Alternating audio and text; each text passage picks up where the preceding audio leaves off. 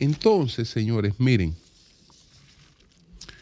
Chinino Lluveres, el general Chinino Lluveres, que por varias décadas se había sepultado en casa de campo, en la Romana, digo sepultado porque era una persona que se había aislado totalmente de la vida social más activa y vivía en casa de campo. Y cualquiera pudiera decir, bueno, pero a mí me gustaría vivir ahí. A mí me gustaría estar sepultado ahí, aislado ahí. Bueno. Él realmente, siendo como fue, un personaje lúgubre, pues no tuvo más remedio que aislarse de la sociedad. Varios episodios que ojalá puedan esclarecerse de lo que sería importante en ver si él dejó algo escrito, si gente que pueda evaluar estas cosas con la mayor objetividad también lo ha hecho, porque hay varias cosas que realmente contribuyen con esta imagen realmente tan negativa que se creó alrededor de la figura de el general Chinino Lluveres. Lo más popular, lo más conocido es su vinculación al crimen cometido contra Orlando Martínez. Que Chinino Lluveres, jefe de la Fuerza Aérea, habría sido el autor intelectual de ese crimen. Eso lo confesó uno de los participantes en el crimen, el general Pau Castro. Dijo que identificó al general Chinino Lluveres como el autor intelectual de la muerte de Orlando Martínez.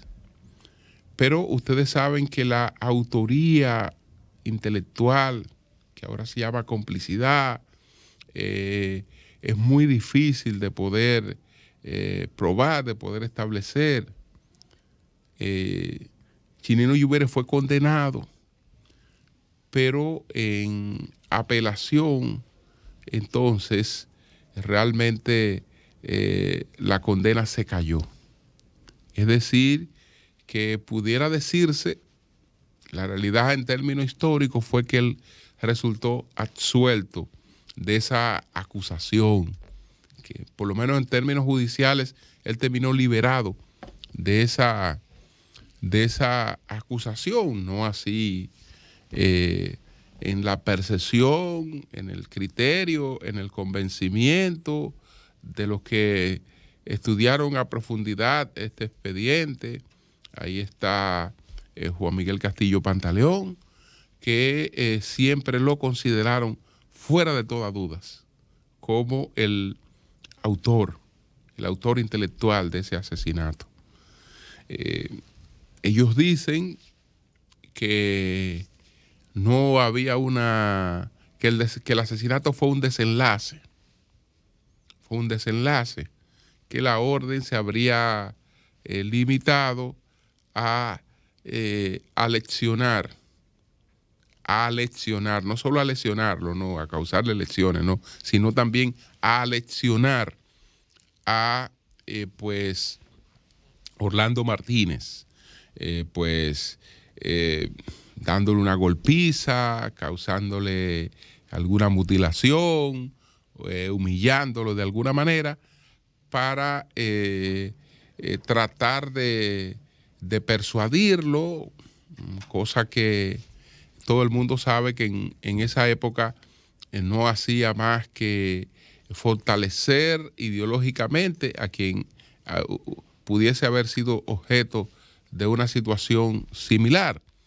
Entonces, que supuestamente el hecho de que Orlando estuviera armado, que sacara su arma, llevó al desenlace, llevó al crimen. Bueno, ahí habían individuos que no creo que se le empleara solamente para un susto. Entonces, este es uno de los hechos, y el más importante y el más conocido por el que esta figura siempre estuvo rodeada de esa acusación.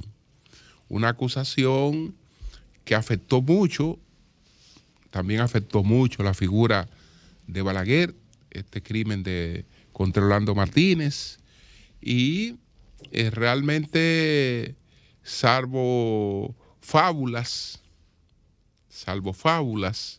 no hay ninguna evidencia, de que la figura de Balaguer estuviera directamente asociada a ese crimen. Ninguna evidencia.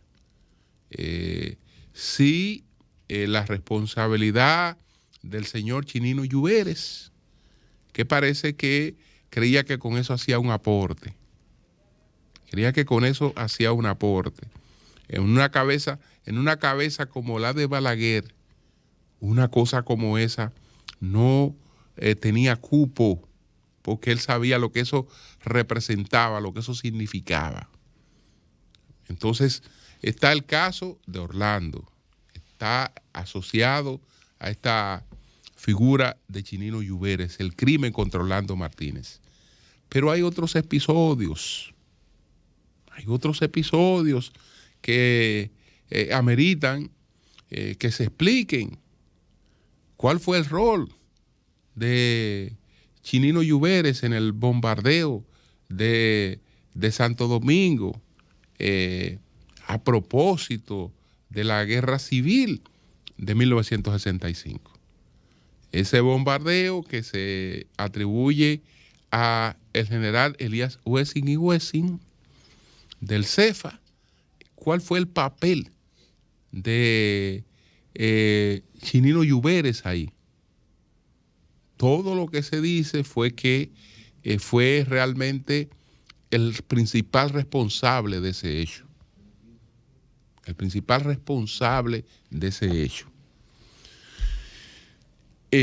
Bueno, lo último que ocurrió con él, uno así saltando, fue que le hicieron un robo en La Romana, y nada más y nada menos que de $6 millones en efectivo,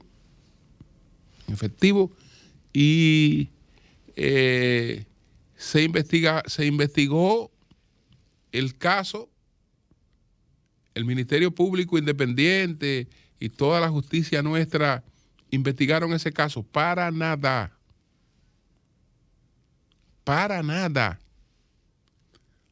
Que eso correspondía a la actividad económica de este señor. Pero ¿y a cuál actividad económica? Porque la actividad económica empresarial es bancarizada. Y todo el mundo sabe que es una locura. Es hasta una sentencia de muerte. Una persona dormir en un sitio aislado, por más seguridad que exista, conociéndose de que hay millones de dólares en efectivo en su residencia. Entonces eso nunca se investigó.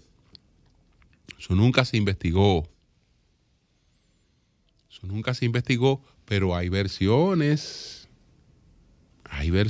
porque aparentemente este caballero era un banquero, era un banquero, de gente que no podía presentar sus depósitos en un banco, o por lo menos que no podía justificar ciertos depósitos en un banco. Y entonces, en un lugar insospechado, de una gente retirada, etcétera, pues se solía guardar dinero. Entonces, bueno, él no se ocupó de que se conocieran otras cosas. Él no hizo el mayor esfuerzo por esto, de que se conociera otra versión sobre el caso Orlando. Él no hizo nunca el mayor esfuerzo por eso. Así es que lamentable su muerte, porque estamos hablando de un ser humano, vivió 90 años, pero lo peor de él no es morirse, porque todos nos vamos a morir. Todos nos vamos a morir. Lo peor es que cuando la figura se menciona, surgen tantas cosas como esta que nunca quedaron realmente esclarecidas. Nunca quedaron esclarecidas.